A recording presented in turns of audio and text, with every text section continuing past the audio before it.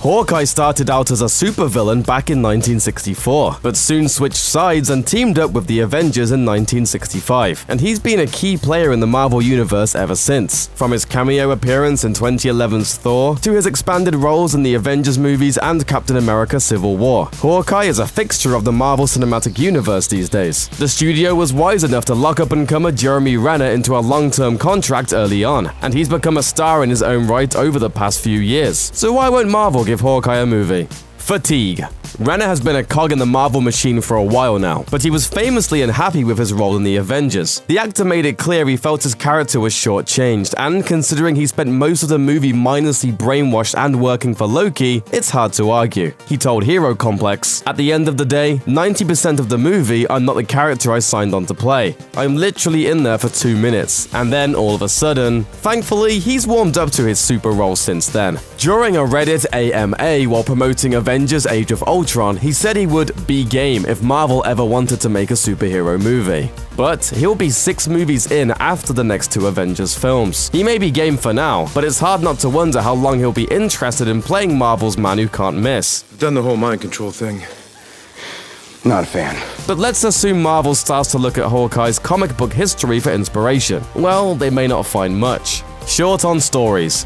Hawkeye has been around the comic scene for decades, but he doesn't really have a lot of iconic stories that would translate well to the big screen. There's a reason fans have been begging for a Black Widow movie. The super spy has a mysterious backstory well worth exploring. The same goes for fellow heroes like the Winter Soldier, Hulk, and Black Panther. But Age of Ultron already filled in a lot of the gaps in Hawkeye's story. When he's not off being a hero, he lives a quiet life married to Linda Cardellini, and playing with his adorable kids. Hawkeye is just a regular guy in the MCU. While that's part of his appeal, it's hard to make a $100 million blockbuster about an average guy. Speaking of which, the Fraction Factor. Writer Matt Fraction's 2012 Hawkeye series was one of the most acclaimed comics Marvel has published in years, but that doesn't mean it would be a good fit on the big screen. The comic was a hit because it pretty much ignored the fact that Hawkeye is a superhero, and instead focused on his regular life in a New York City apartment building. Hawkeye hung around with Kate Bishop, a younger hero who also goes by the name Hawkeye, and faced off with a group of Russian gangsters. It was almost a Seinfeld of comic books. Well, after ordering Mr. Seinfeld and Mr. Costanza debated on whether or not Iron Man wore some sort of undergarment between his skin and his iron suit. And I still say he's naked under there. Oh, that makes a lot of sense. Shut up. The series was arguably Hawkeye's best outing in comic books, so fans might think it'd be the right inspiration for a movie. It even won a ton of awards and was a crazy fun story, but it didn't exactly have the makings of a Hollywood blockbuster, though it would make one heck of a good Netflix TV series. Just saying.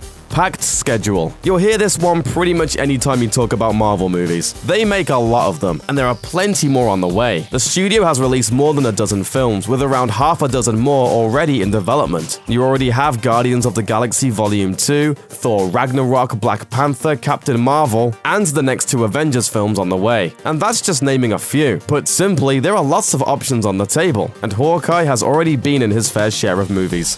Low power, high stakes. No offense to all the Archer heroes in the Marvel and DC universes, but Hawkeye is basically a guy fighting aliens and giant robots with a stick and a string. Hawkeye said it himself.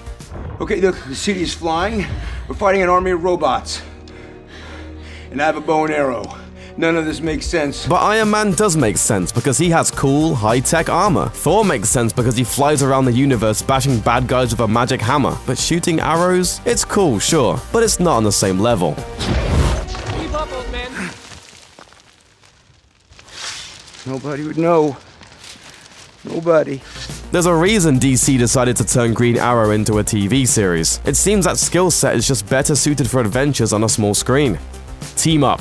Clint Barton was the heart and soul of the Avengers in Age of Ultron, and that's because he just works really well on a team. Most of his best moments in the MCU are when he's teamed up with other heroes, and he's a character who works best when he has someone to play off of. He's had a lot of interesting story arcs in the comics over the years, but most of them are tied to larger Avengers stories. He's died, he's come back to life, he's even hung up his bow and arrow to be a ninja for a while, like you do. But all of those stories were connected to the Avengers. Age of Ultron was pretty much Hawkeye at his best. And that's because it gave fans just enough to leave them wanting more, as opposed to 2 full hours of pure, unfiltered Hawkeye. So what about Kate? Marvel doesn't seem to be afraid of trying out new characters, so why not give the other Arrow person a shot? If Marvel really wanted to get creative, it could bench Barton and introduce that other Hawkeye, Kate Bishop. Kate was introduced in 2005 in Marvel Comics' Young Avengers comics series, and took up the name Hawkeye in 2006. Over the past decade, she's become a close friend to Barton, and is arguably the better Archer. Nowadays in the comics, she's kicking around California to work as a hard-boiled private eye, so maybe she should get a movie, right? But there's a problem. Outside of comic readers, she isn't a very well-known character at all. Considering we are still waiting on Miles Morales' Spider-Man to get his own live-action movie, Kate seems like a long shot too. Thanks for watching. Click the looper icon to subscribe to our YouTube channel. Plus, check out all this cool stuff we know you'll love too.